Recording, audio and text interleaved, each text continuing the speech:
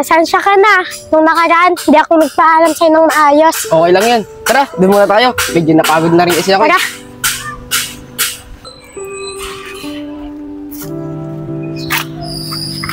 Nga pala, ano bang pangalan mo? Hindi ko pa kasi alam eh. Ako pala si Yeye. Nice to meet you nga pala. Ako nga pala si Totoy. Ganda mo naman. Bulero ka din pala, Totoy. Hindi, totoo naman eh. Oo nga pala, lagi ka bang inaasar ni Rawi at niloloko? Oo, lagi siya nangungulit sa akin. Gusto daw niya ako at gusto daw niya sa akin manligaw. Pero ayoko kasi bata pa ako eh. Pero kung ikaw, okay lang siguro. Ano yun? Wala. Kala ko kasi may sinasabi ka eh. Okay lang. Oo nga pala, bagong lipat ka lang ba dito? Ngayon lang kasi kita nakita eh. Oo, bagong lipat lang kami dito. Pero yung dati namin tinitiran, malapit lang dito.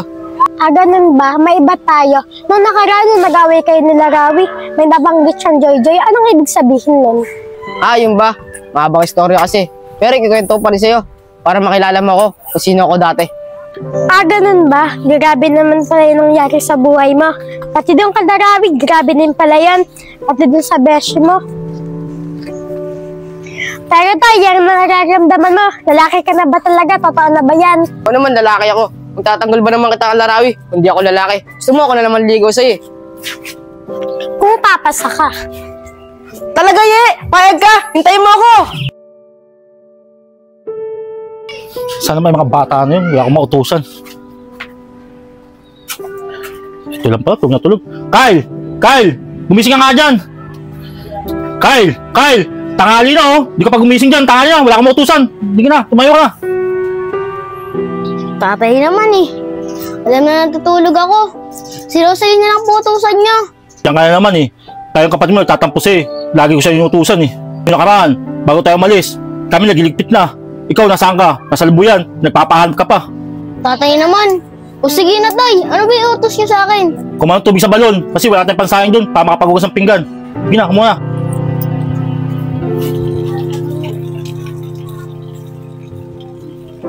Kumusta na kaya si Beshi dun? Mamimiss na kaya ako? Siguro hindi na. Kasi masaya na siya sa crush niya. Pero siguro, namimiss niya ako kasi matagal na kami maging kaibigan. Sino kaya yun? Ba't nagsasalita mag-isa?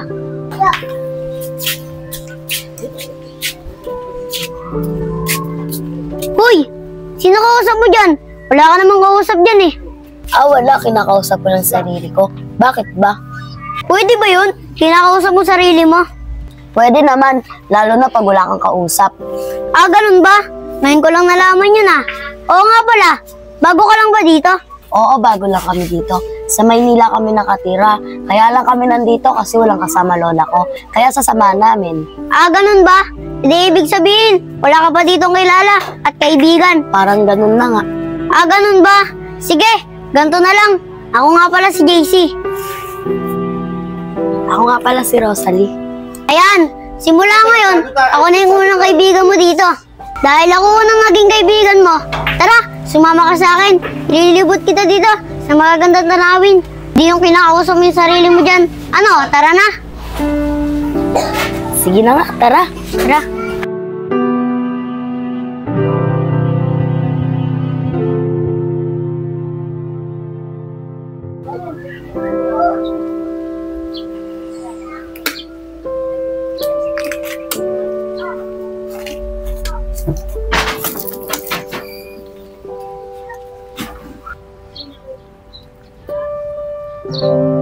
Uy anak, ano ba titingnan mo dun? Wala po tay. Siguro anak, naalala mo yung kaibigan mo sa Maynila, no? Opo tay, miss ko na po kasi siya. Ganun ba anak? Oo nga pala anak. Pasensya ka na sa pinagsabi ko sa kaibigan mo ha. Okay lang po yun tay. Tsaka hindi naman din po kami magkikita. Layo na po ng lugar natin, tsaka po Maynila. Baka po masaya na po siya dun, meron po siyang bagong kaibigan dun. Ganun ba anak? Oo nga pala anak, pasensya ka na anak na. Kasi talagang dito na tayo dito sa probinsya eh. Kasi nahirapan ako magbayad ng bahay sa Maynila eh. Saka nga pala anak, pasensya na kung lagi tayo napapagalitan ha. Ganun po ba tay? Okay lang po yun. Ako nga po dapat manghingi ng pasensya sa inyo eh. Kasi po nasagot ko po kayo. Salamat anak ha. Wali ka na anak, kaya tayo, nagugutom na rin ako eh. Tara na. Po tay.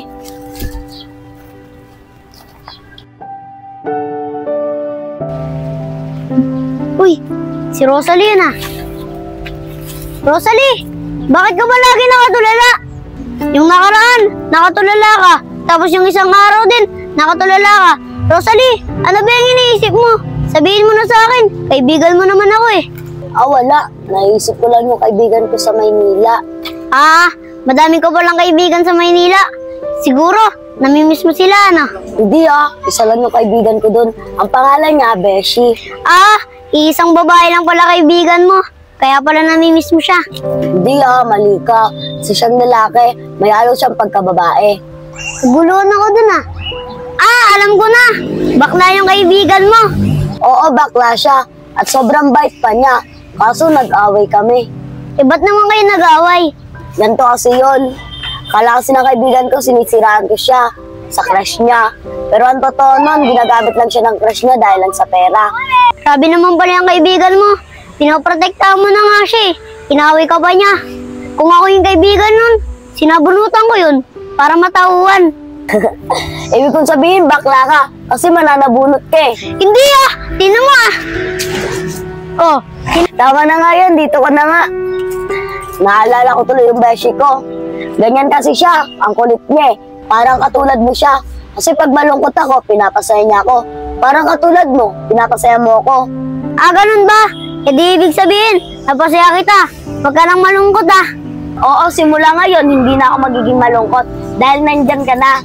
Rosalie! Hanap ka ni tatay, may nangyari kay Lola. Ano, Kyle? Bilisan natin, Kyle! Ano kaya nangyari sa Lola nila? Ganun ba, Rosalie? Tuloy na ba talaga pag-alis niyo dito? Kakalipat niyo pa nga lang dito eh. Aalis ka agad kayo. Wala akong magagawa, JC. Nung nawala kasi si Lola, naipon niyang pera, naubos, at saka yung bahay at lupa, nabenta.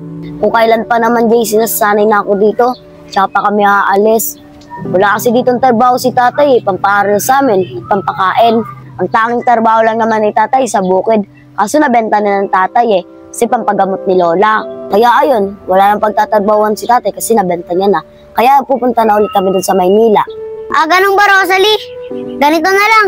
Sulitin na lang natin yung araw na magkasama tayo habang nandito ka pa. Tama ka nga, JC. Tara, puntahan na natin yung pinuntahan natin na magkasama tayo. Tara.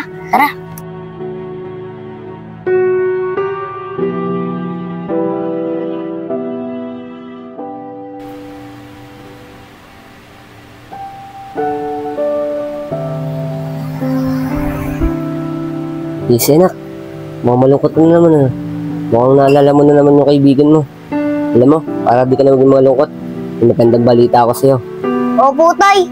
Iniisip ko pa rin po si Rosalie. Tay, ano po bang magandang balita niyo sa akin? Anak, sa Maynila kasama di destino nakausap ko naman yung amo ko na kung pwede, isama ko yung pamilya ko. Malayo ko sa itong probinsya natin O anak, umayag naman yung boss ko. Kasi marami naman barracks doon. Kaya anak, doon na tayo titira. Yes! Tay, paano naman po pag-aaral ko? Babakasyon naman ngayon anak. Pag nagpasukan sa Maynila, doon na lang kita itatransfer. Talaga po, Tay? Di sa Maynila na po ako mag-aaral. Oo anak. Maraming salamat po, Tay.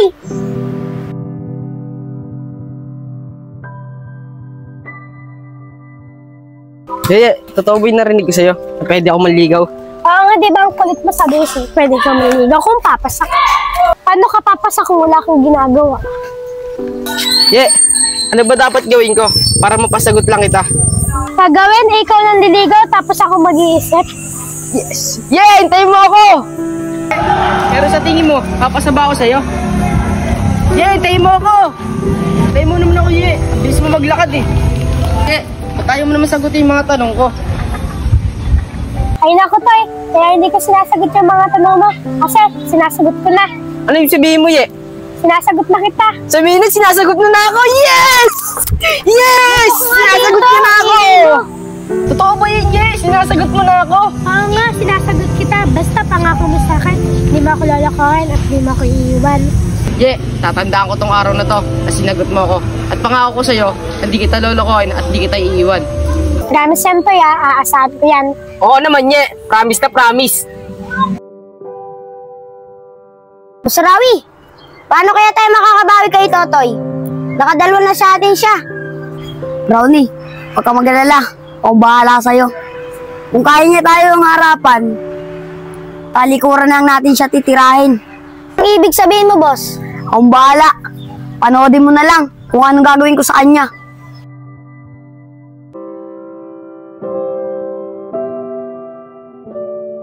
Ay, sana lagi tayong ganito, no?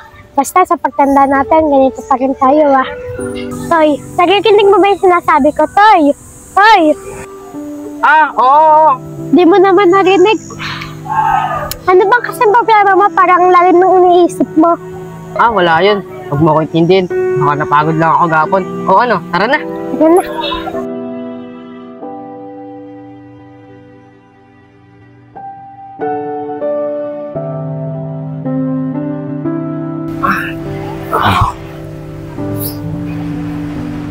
Mali yata itong ginagawa ko kay Yeye. Dapat ko na sabihin sa kanya na ginagamit ko na siya. Panakit butas para kayo ng sabi.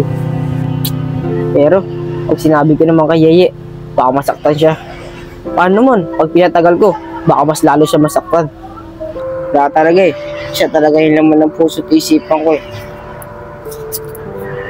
Anniversary pa naman namin ni Yeye bukas. Ano kaya yung gagawin ko?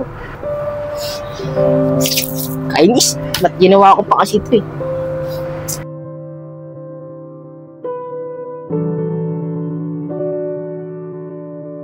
Hoy, ba't mo ba ako pinapunta dito? Siguro, magsusurprise ka para sa anniversary natin, no? Wala naman ako nakikita na dala-dala mo. Ba't mo ba ako pinapunta dito? Kaya kita pinapunta dito. May dapat kang malaman. Dahil ayaw ko na itago at tunay na naramdaman ko. Kaya anong ibig sabihin mo? Hindi kita maintindihan eh. Hindi talaga tunay na pag-ibig ang nararamdaman ko sa'yo. Ginawa ko lang to para makalimot kay Rosalie. Siya talaga ang laman ng puso't isipan ko Sana mapatawad mo ako sa mga nagawa ko sa'yo. Sinungaling ka! Nangako ka sa akin eh. Sabi mo hindi mo ako sasaktan at lolokohin. Sinungaling ka!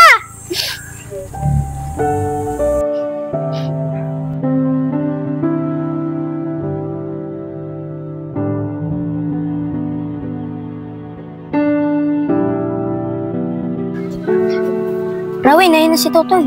Huwag mo muna masyado itutok yung mukha mo sa akin. Tabi nga dyan, ako nga dyan. Manda ka.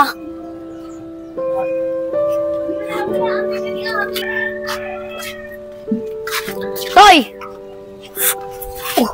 Toy, buti nakabawi rin ako sa'yo. Tara na, Rolly!